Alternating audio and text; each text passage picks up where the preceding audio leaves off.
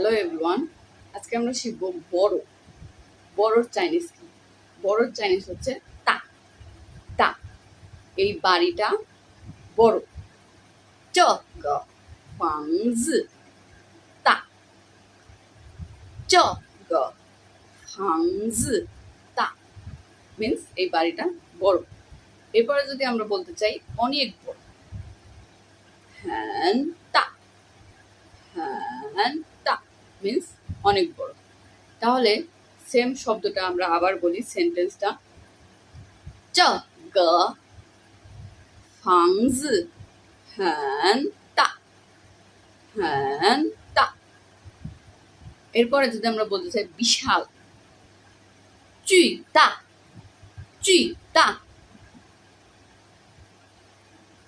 这棵树巨大，এই গাছটা বিশাল বড়। 这棵树巨大 means এই গাছটা বিশাল বড়।谢谢大家。